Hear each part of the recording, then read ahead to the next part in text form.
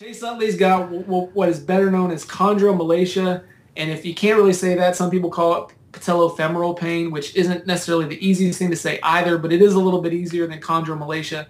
But basically, it's a condition where the cartilage of the knee is worn down. So your patella, your kneecap serves as a shock absorber, and it rubs on the different surfaces of the cartilage of the knee. And you can see in this picture the affected area there. That cartilage can get worn down, and it can get worn down for many reasons: basic wear and tear, or if you have some kind of instability or malalignment in your knee, and it puts too much stress on this particular area, that cartilage can get worn down.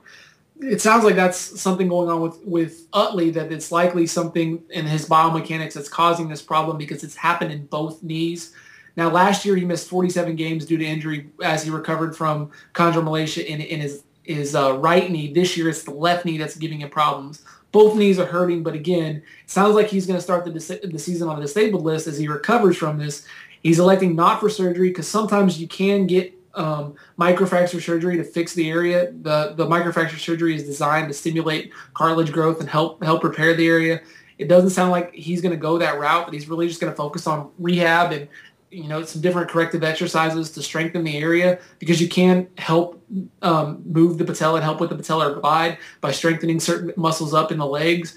And so it sounds like this is going to be a situation very similar to last year, where he missed a lot of games to start the season but came back and was productive.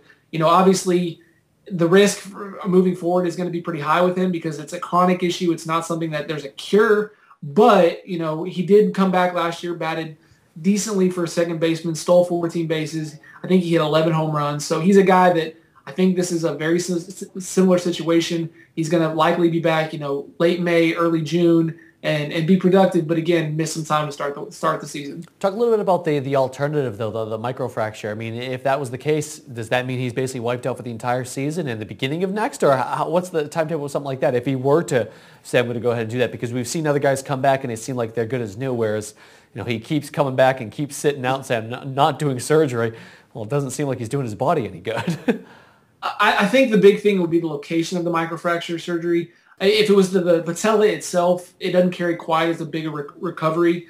It's generally 6 to 8 weeks. You've had several guys, particularly in the NFL, get this done. Marcus Colston is the one that always seems to jump out at me that I remember the best. He had it on his kneecap and was able to get back out there. If it was to the surface of the leg bones, now we're talking much longer recovery and likely done for the year. This is the surgery that is more popular in basketball with guys like Jason Kidd, Amari Stoudemire, Greg Oden, but the other guy, in baseball that's, kind of jumped to the forefront of this has been Grady Sizemore, and we've seen what it's done to his career. So obviously Utley's going to try to avoid going under the knife as best as possible, and do the corrective exercises that he can, because he doesn't want to go down that route.